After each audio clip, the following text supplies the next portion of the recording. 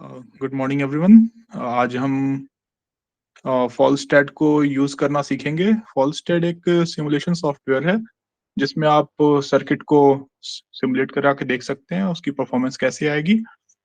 और आज के वीडियो में हम देखेंगे डायोड की कैरेक्टरिस्टिक कैसे निकालते हैं और हाफ वेव रेक्टिफायर की कैरेक्टरिस्टिक हम कैसे देख लेते हैं।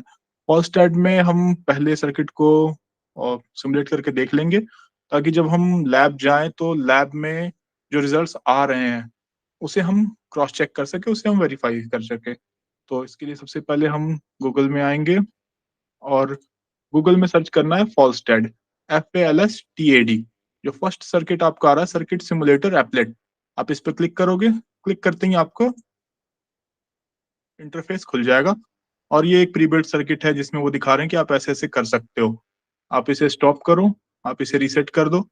फाइल में आना है, फाइल में न्यू ब्लैंक सर्किट, आपको एक न्यू फाइल मिल जाएगी जहां आप अपनी सर्किट शुरू से बनाएंगे। और सर्किट्स बनाने के लिए जो मेन ऑप्शन है वो है ये ड्रॉ। ड्रॉ पे क्लिक करते ही आपको बहुत सारे ऑप्शन यहाँ मिल जाते हैं। आप वायर ऐड कर सकते हो, रेसिस्टर ऐड कर सकते हो, पैसिव कंपोनेंट में जाके कैपेसिटर इंडक्टर ऐड कर सकते हो, इनपुट सोर्स में ग्राउंड है, वोल्टेज सोर्सेज हैं, आप उनको ऐड कर सकते हो। जो भी आपको चाहिए वो सब यहाँ आपको मिल जाएंगे। यहाँ आपको उन पे क्लिक करना है। जैसे मुझे अगर इस डायोड को यहाँ ऐड करना है, ऐड डायोड क्लिक किया, ड्रॉ कर दिया। एज सिंपल एज दैट, आपको एक डायोड यहाँ मिल चुका है। तो हमारी जो लैब मैनुअल है वहाँ हमारी सर्किट गिवन है, हम उस सर्किट को रन कराएंगे। फर्स्ट सर्किट जो है वो है डायोड कैरेक्टरिस्टिक के लिए। हम पहला जो सिमुलेशन करेंगे वहाँ डायोड की आईवी कैरेक्टरिस्टिक के लिए करेंगे। आप जब लैब में करोगे तो वहाँ पहला एक्सपेरिमेंट जो करोगे वो वोल्टेज कैरेक्टरिस्टिक का होगा, वोल्टेज वर्सेस टाइम, क्योंकि हमारा जो ऑसिलोस्कोप है वो टाइम के कैरेक्टरिस्टिक में होता है। पिछली लैब में आपको बताया गया है कि उससे आप कैसे एक्स वाई मोड में चेंज कर सकते हो। सिमिलरली यहाँ पे भी जो आपको स्कोप में मिलेगा वो टाइम के रिस्पेक्ट में मिलेगा, आपको उसे एक्स वाई के मोड में चेंज करना होगा। वो मैं आपके लिए छोड़ रहा हूँ, वो आप खोजिएगा कैसे करते हैं। तो यहाँ हमने सब कुछ डिजाइन कर रखा है। एक सोर्स है, रेसिस्टर है, जेनर डायोड है और दूसरा रेसिस्टर है। हम इसे रन कराते हैं और चेक करते हैं ये कैरेक्टरिस्टिक कैसी दे रहा है। तो यहाँ हम देख सकते हैं कि हमें जो कैरेक्टरिस्टिक मिल रही है वो एज रिक्वायर्ड आईवी कैरेक्टरिस्टिक है। आईवी कैरेक्टरिस्टिक में हम यहाँ देख सकते हैं ये एक वोल्टेज दे रहा है, न्यू वोल्टेज, और यहाँ हम बैक में देख सकते हैं ये एक ब्रेकडाउन वोल्टेज दे रहा है। सो ये जरूरी नहीं है कि आपके जेनर डायोड जो आपको लैब में मिल रहा है उसके जैसा ही हो। ये जेनर डायोड की कैरेक्टरिस्टिक होती है, बट ये कर्व आप वहां भी एक्सपेक्ट कर सकते हैं कि आपको जेनर डायोड का ऐसा ही कर्व मिलेगा। तो ये first part of the experiment होगा। सेकंड पार्ट में हम डिजाइन करेंगे एक हाफ वेव रेक्टिफायर सर्किट।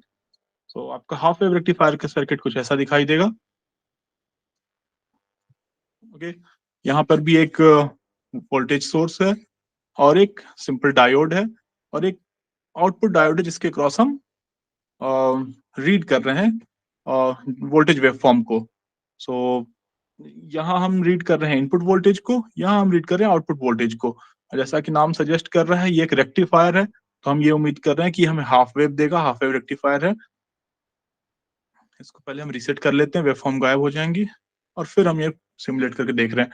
यहाँ मैंने फ्रीक्वेंसी 40 हर्ट्ज रख रखी है, आप इसे एज पर मैनुअल 200 हर्ट्ज रख के भी चेक कर सकते हो और आपको ऐसी ही कैरेक्टरिस्टिक मिलेंगी। तो हम ये देख सकते हैं कि ये हमारे निगेटिव वोल्टेज को क्लैंप कर दे रहा है और हमारे सिर्फ पॉजिटिव वोल्टेज को आउटपुट पे दे रहा है। तो एज एक्सपेक्टेड ये सर्किट हमारा हाफ वेव रेक्टिफायर की तरह काम कर रहा है।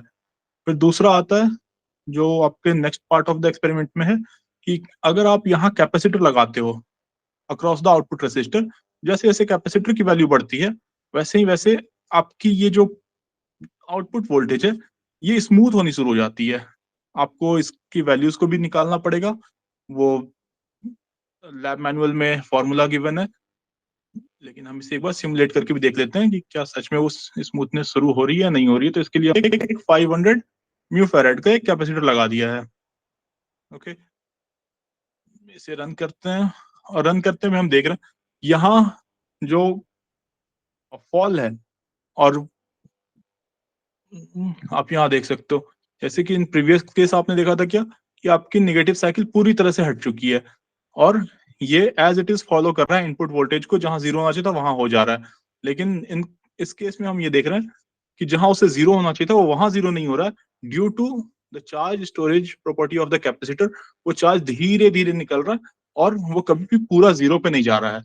आप इस कैपेसिटर की वैल्यू के साथ प्ले करके आप देख सकते हो कि किस वैल्यू पे आप एक पूरा ही अच्छा DC type of waveform achieve कर सकते हो।